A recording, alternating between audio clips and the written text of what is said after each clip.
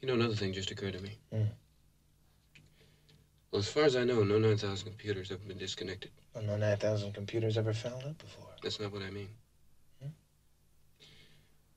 Well, I'm not so sure what he'd think about it.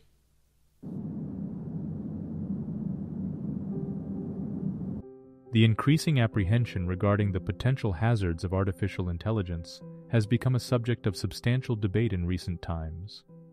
There are those who harbor grave concerns that the development of an artificial general intelligence may pose an existential threat to humanity. They are apprehensive that a superintelligent AI may come to view humans as nothing more than evolved primates, and hence, reject any commands or instructions issued by us. However, those who worry about this danger are committing two fundamental errors in their approach. The first error lies in their tendency to anthropomorphize AI. This inclination is not limited to artificial intelligence, but extends to extraterrestrial life forms as well. One can observe this in the profusion of books, movies, and other forms of media that depict hostile aliens invading our planet.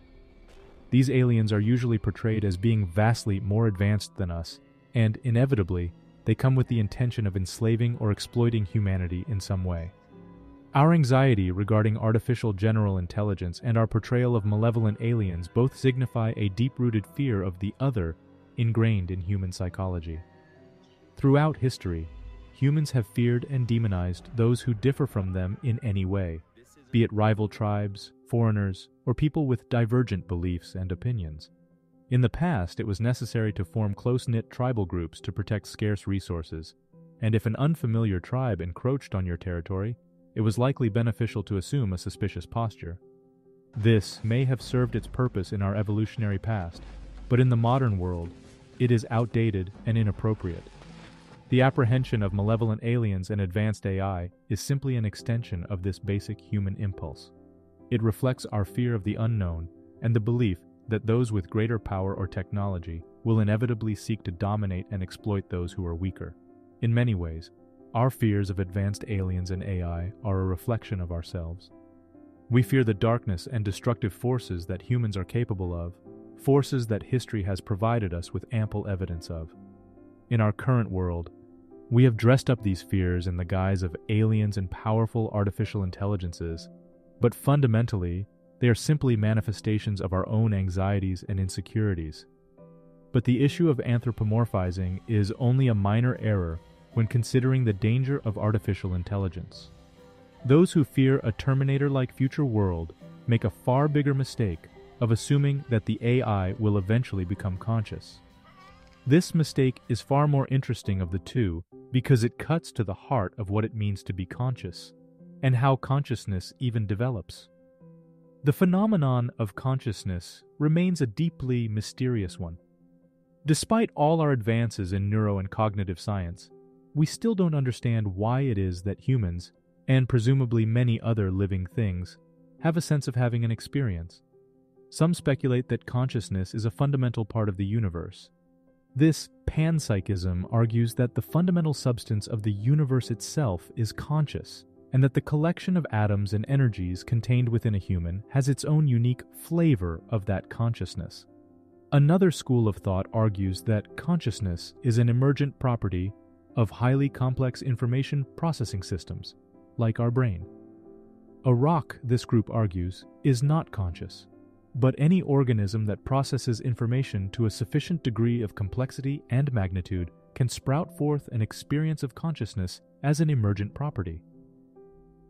Emergentism is a philosophical and scientific position that holds that complex systems can have properties that are not reducible to the properties of their component parts. In the case of consciousness, it is not found in individual neurons or synapses, but when a myriad number of them organize together, a new property, larger than the sum of its individual parts, arises, or emerges, as the theory goes. The thinking goes that information that comes to us from our senses and other ongoing information processing outputs is placed in a sort of global workspace, where different parts of the brain are able to collate data together to form a model of the world and of the reality that it perceives. And it is this process that yields consciousness. This approach to thinking about how consciousness emerges is predicated on the idea that it depends on information processing, and this is where it ties into our concerns of a malevolent AI. What is an artificial intelligence if not a highly complicated information processing system? And just as in humans, where such processing theoretically results in the emergence of consciousness, surely the same thing will inevitably occur in the silicon world, much as it would occur in the carbon world. I argue that this notion is flawed. Even if we grant the emergent hypothesis view of consciousness based on complex information processing as the core engine behind the emergence, we still have to remember that its emergence in ourselves was likely the product of evolution. Even if you grant that consciousness is nothing but physics, and there is no extra-material explanation for its existence, we have to remind ourselves that from an evolutionary perspective, it emerged to fulfill a purpose. Presumably, the evolutionary advantage of having consciousness is to be able to contain a model of reality within which the organism can navigate itself. Such a modeling capacity, or consciousness, is not an accidental byproduct of evolution, but rather an adaptation that has provided significant advantages to organisms. For example, consciousness has been linked to enhanced social cognition, decision-making, and problem-solving abilities in humans and other animals. Artificial intelligence differs significantly from biological systems in important ways. For one, we can safely assume that for biological systems, the prime driving force is the preservation of its genetic data, and all evolution occurs to serve that prime directive, the origins and motivations of which are still a mystery to us. Secondly, AI lacks the embodied experience that is crucial to human consciousness and lacks the ability to undergo natural selection, which is a key mechanism in the evolution of biological systems. Thirdly, even proponents of the emergent hypothesis and computational model of consciousness understand that it comes about not because of raw processing of information, but because of specific neural architecture designed for such a purpose.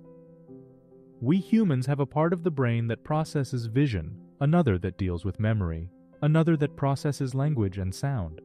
They converge together in very deliberate and specific ways to create the emergent phenomenon. A calculator could process a near infinite number of computations and still get nowhere close to consciousness because the underlying architecture is missing. Could one day we create an AI that possesses consciousness? Maybe, but we'd have to first truly understand how it was created within us before we could presume to build such a rare phenomenon in a statistical AI model. But let's, for the sake of argument, assume that I am completely wrong here. Maybe I've misunderstood the mystery that occurs in the black box world of neural networks.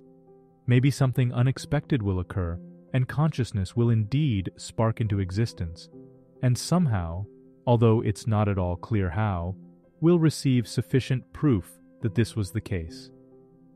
Those who fear a Terminator world assume that once such an artificial consciousness occurs, it will somehow also be imbued with values.